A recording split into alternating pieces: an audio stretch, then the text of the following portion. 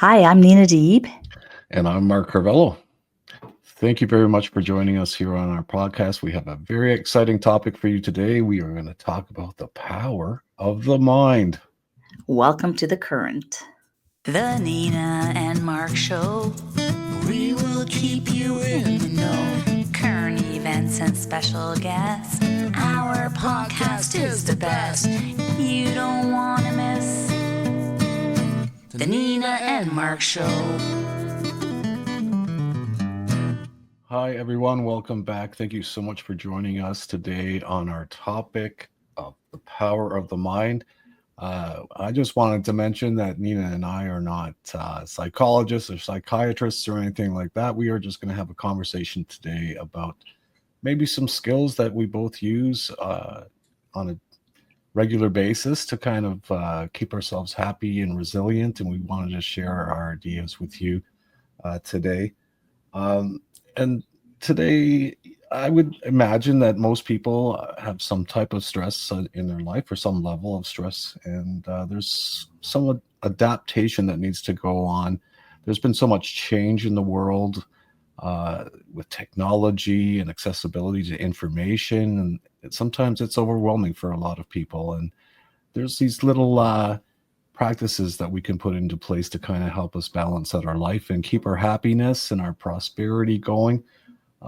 For myself personally, there are some habits that I've gotten into lately, and some things that I've read and come to understand and apply in my life occasionally when I'm feeling a little bit overwhelmed with what's going on in the world. And I'm sure, Nina, you as well have some offerings for us today on ways to kind of build your resilience in this time in the world and kind of find your balance. Find different ways of dealing with the unknown or things that could stress you out if you don't deal with them. You learn to different techniques. So some people, maybe meditation, some people it's exercise, and some people just like to dive right into whatever the topic is and discover everything they can about it. They strip it all down, see everything they can know about it, and then they say, I'm not scared of you anymore because I know this topic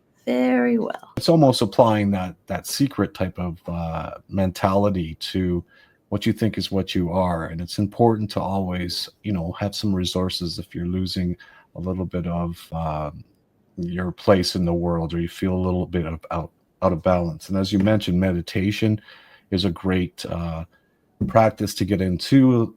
For myself personally, sometimes I use CBT, which is cognitive behavioral therapy, which is the premise of kind of having a look at your thoughts and kind of shifting it to a better place.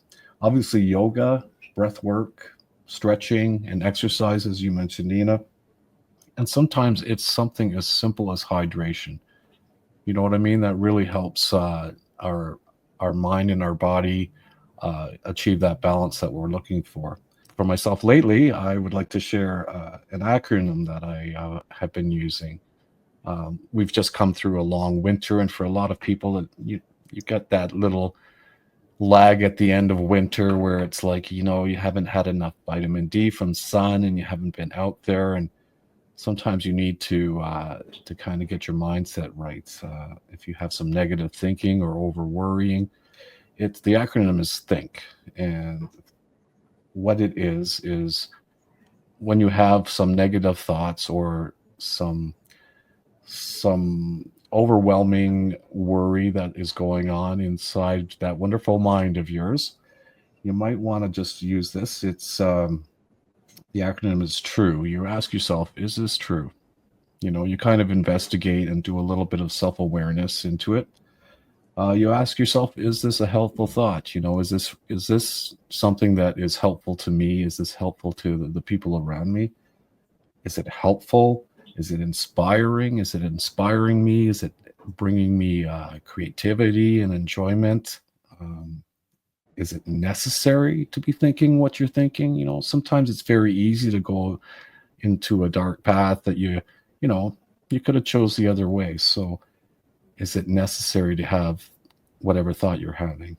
And also, is it kind? Is it kind to yourself? Is it kind to the people around you? So when you really get into your own mindset and your own awareness and you're more cognitive about what's going on, I think it's helpful to kind of reach out for your bag of tools every now and then, and make sure that your mental health and your mindset is always adapting and readjusting itself to the situations. If you're struggling with something, you can maybe deal with a little bit at a time, like take one portion of that item that you're struggling with and just work with that. So one of the fears that we mentioned in one of our previous podcasts is the fear of swimming, the fear of water. Mm-hmm. So you think this is something that could stress you out whenever you have to go somewhere that there's water, or maybe you're a parent and you don't swim. Look into, what do I do if there's a problem? What would the steps be as a non-swimmer? What can I do? What are my options? Mm-hmm. And I think it would relieve you. Yeah. Like I mentioned also, when I was expecting, I was so nervous thinking, how do you give a baby the Heimlich maneuver? It's like one of the things that's in my head. You think, so there's a baby coming? And that's what's in my mind. That was where my mind went, is what if the baby chokes? Like, what will I do if the baby chokes? How will I give the baby the Heimlich maneuver or get whatever out of the baby's throat? Like, it's like you go seeking it out because it's on your mind. It's weighing you down. And it weighed me down. Like, on top of being pregnant, this idea of my baby's going to choke and I'm not going to know what to do. So I took care of it right away. I just went to someone and said, in healthcare, and I'm like, my sister-in-law, I'm like, what do I do if the baby chokes? What do you do with a baby when a baby's choking, right? And she helped me. She showed me what you do, and then you feel better. That's not on my mind anymore. So now you have your baby and you're going through your life, and it's just not on your mind. Like, it's not going to affect you. If anything, you have some confidence now because I know what to do. I know how I'll handle this if this happens. And it makes you, and it's such a little thing that you can take care of. So it does make you stand up taller and feel good about yourself. Whatever was weighing you down, you've dealt with it. Every now and then I kind of do a little bit of research on topics like this, like the mind. And I come to find out that our amygdalas, which we all have, our mind actually works in a default. It's a protective mechanism that we have that keeps us from danger. It's the thing that makes us look across the street twice before we cross, or when a mother has children with her and sees a stranger approaching, she grabs her children. It's that type of built-in default fear mode that is natural. But what is not natural is when that fear mode just continues after you have that moment of fear, and it affects the body as well. Obviously, you're going to have tension. You're going to have unnecessary, fearful feelings that are harboring inside of your body. And the important thing to do in those situations is to look at your nervous system, your sympathetic and your parasympathetic nervous system, and try to understand how it all works. You want to be able to stimulate that and bring the relaxation response into your body. And as we mentioned, there's so many ways to do it, but I find this helpful.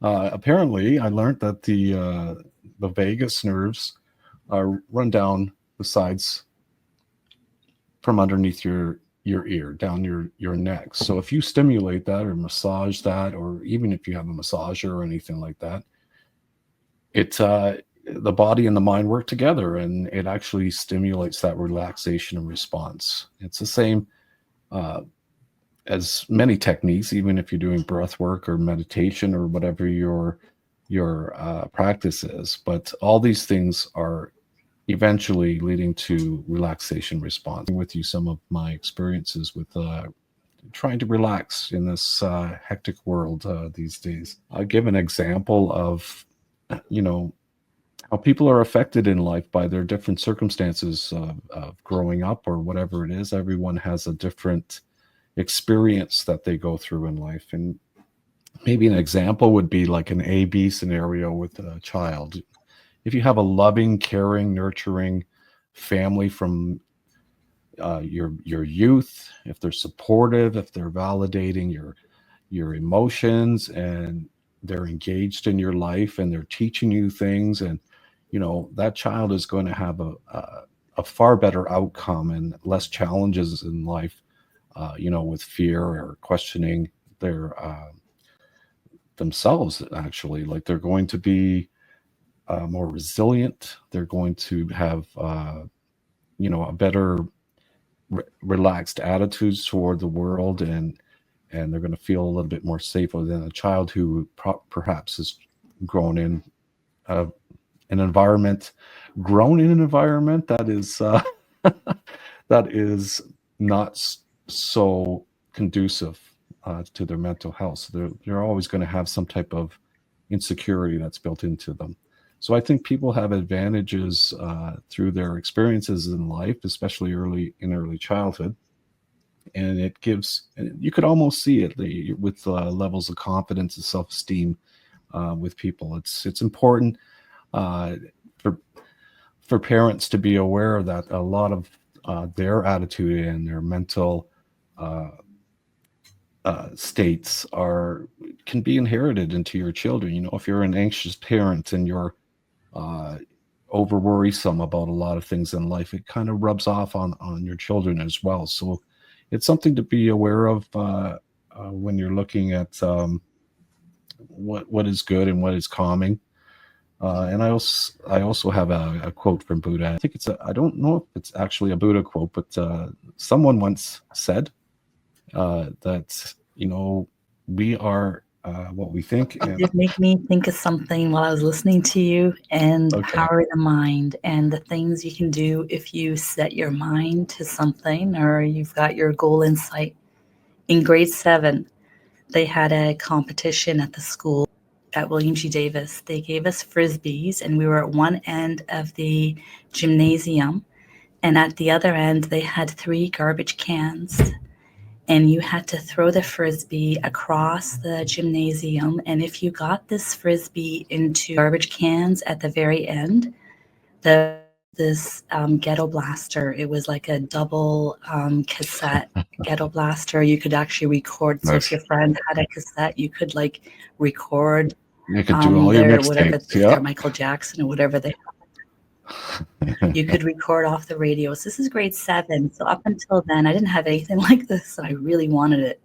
Power of the mind, right? I'm like, I must have that. And I was looking, and I just looked at these frisbees, and I was looking at those garbage cans. I looked at these frisbees, and I'm like, you're going in. Like, you're going into that garbage can, and I'm taking that ghetto blaster home. Like, you're coming home with me. I want that ghetto blaster. And I did it. The very first one, it went right in there. They gave you 3 of them. You had 3 of them, but Yeah. I'm like, I want that ghetto blaster. I have to have. I love music. I really, really want that. And all I have to do is get this frisbee into that garbage can, and they're going to give me that ghetto blaster. This is all that was in my mind. I thought, I have to have it. When I was playing sports, I'm going to put that ball in the net. I'm going to outrun that fella, and I'm gonna do that high jump. You know what I mean? It's the mind frame that you're in. Because if you were anything less than that, you wouldn't be achieving what your goal is, right? So I can totally relate to what you're saying with that. It makes a lot of sense about being inspired and having, that goal at the end to reach. So, okay, yeah. What have you ever set your mind to and you said, okay, I'm going to make this happen. I'm going to do this. The power of the mind. What did you decide that you were going to do and you actually did it? Can you think of something that you thought, I'm going to make this happen? I think it was back in 2004. I was like, you know what? I'm gonna do this songwriting thing. I'm gonna do it. You know what I mean?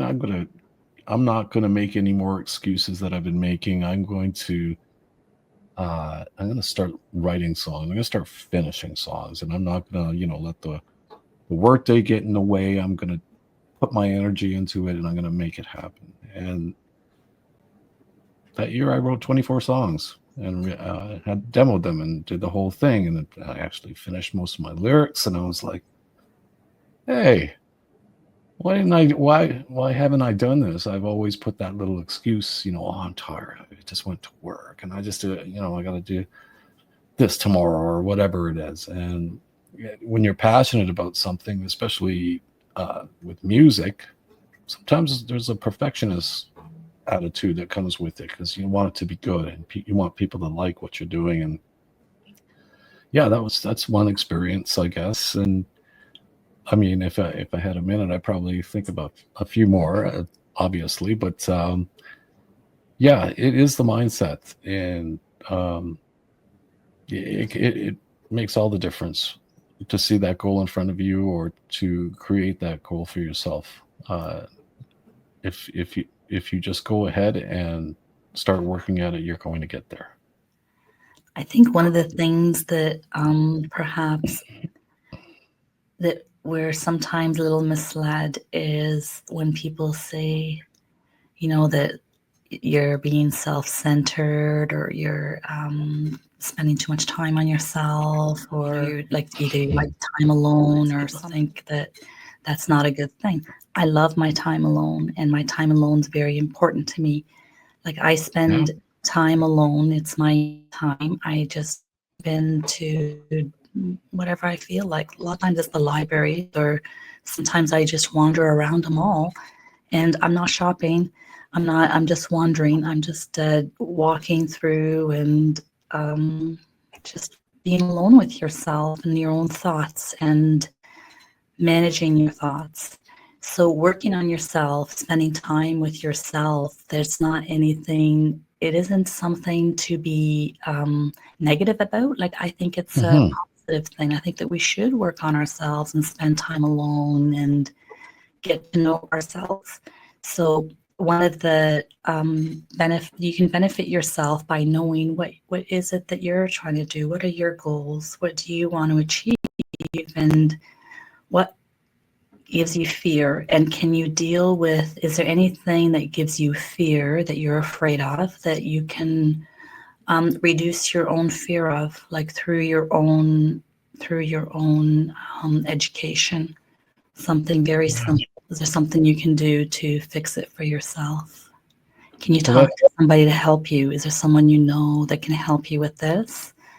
And when you say, can you help me with this? I really don't know. I've done that with you. It's like, Mark, like I've got this idea and I really want to do this. I have this song and I really want to do something with it. And I have a date and I have to be done with this. And you say, all right. Like, it doesn't, you could say no, but you helped me with it. And then it motivated you. It's like, wow, we got that done. Now I got to get some of my stuff done. Isn't that what you said? You're like, wow, we got that done and it feels great. And now I've got all these loose ends here that I'm going to take care of because I want to get things done. I'm in the mood now to get things done.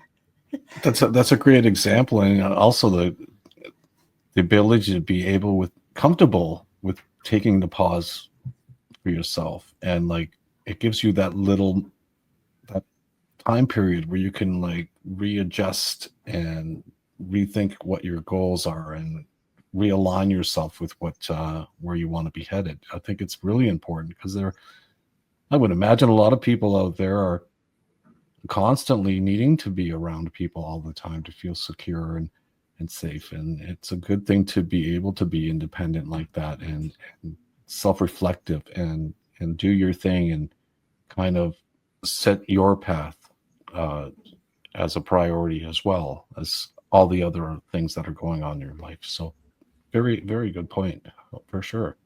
I like knowing what's going on. I like, so our show is called The Current, and I like knowing what the current news is, like what's happening. So I often know what's happening on many different levels because the fun things that I like to do, or to keep myself in the know, is I stop by the libraries. And like the Kitchener Library, like that library has so many different newspapers and magazines, and you walk in there and you can just read everything like over the last few weeks, just so that you know things that are going on. And then when it helps me so much with my business when I'm talking to people and what's happening. and they want to talk about it. Like whatever they want to talk about quite often is like, oh, I was reading this, or I saw this. It's like, oh yeah, let's talk about that. Sure. It's again, the power of the mind. It's something that you can choose to do. They're right there waiting for you. You don't have to spend any money. All the papers are there. You can read on your phone or tablet or whatever you have with you. Just scan when you're buy the newspapers, and you can sit down and read today's different papers, and it just fills that unknown for you of, I don't know what's going on in the world. I don't know what's going on in my community. And there's no test, like nobody's going to be testing you. So you can just pick up little pieces and know different things, and you can just acquire it all, just, file it all away, put it all away. And it's the fact that no one's testing you on any of this. It's really just for your own self-interest and for your own, it relaxes you. It makes you feel good knowing what's going on around you, I find. So that's one of the relaxation things that I do. I read the papers. I've been reading the papers for 45 years. So the papers, and there's things sometimes that I remember, and somebody will say, oh, that didn't happen. It's like, oh yeah, it happened. It happened like in the 80s, or happened at this time.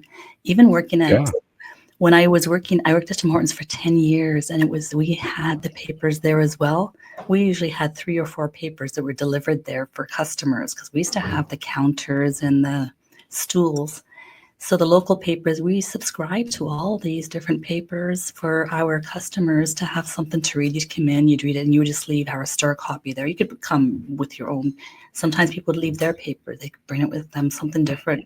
They'd read it, they'd leave it behind.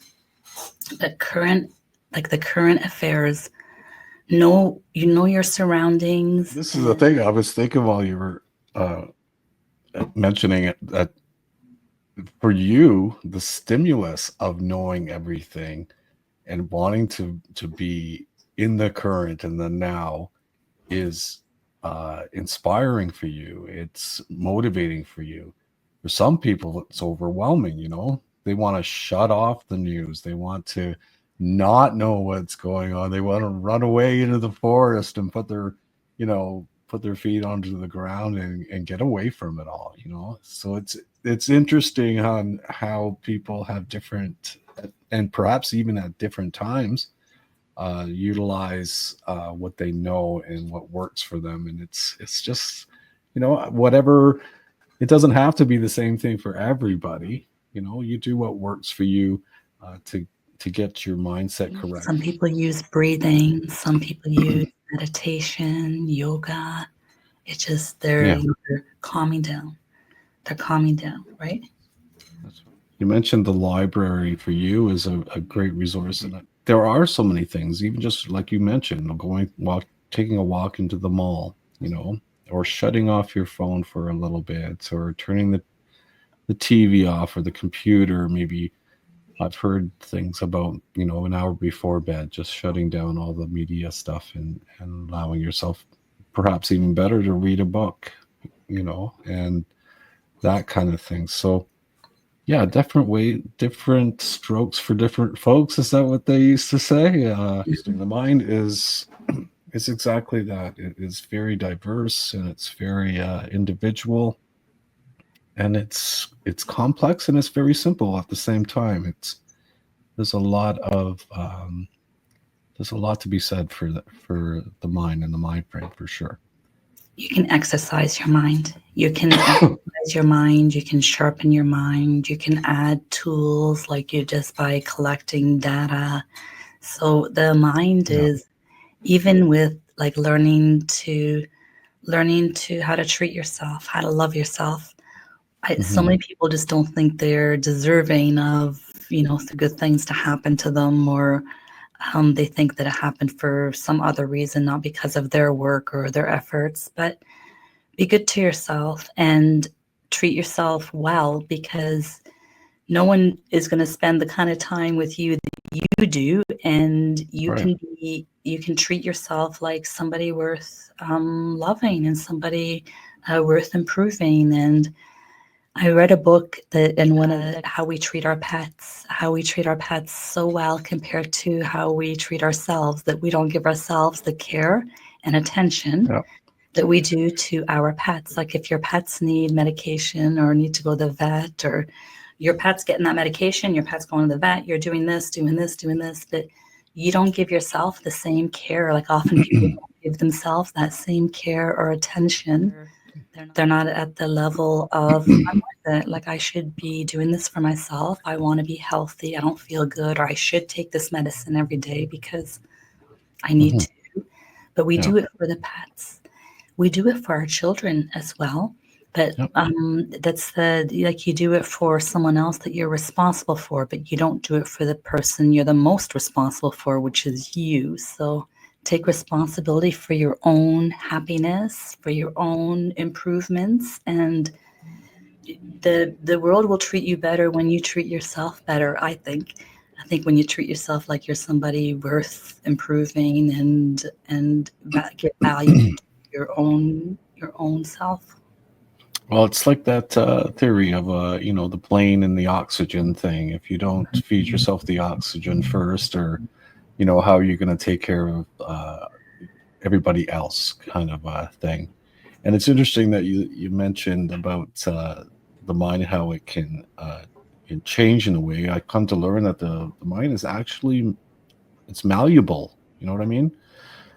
Your little connectors inside there are, once you adapt to a new way of thinking, the mind adjusts, the brain adjusts physically. Actually, it was fascinating for me to read up on a little bit about that.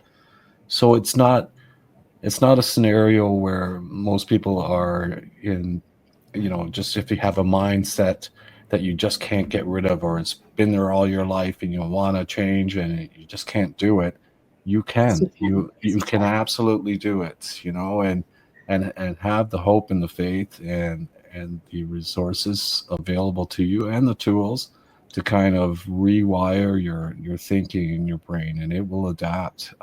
It's almost that theory of the 21 day, whatever you do for 21 days will stick kind of thing. So isn't that what it takes to break a habit as well? Isn't it 21 days? Like that's what I'm referring to. Yeah.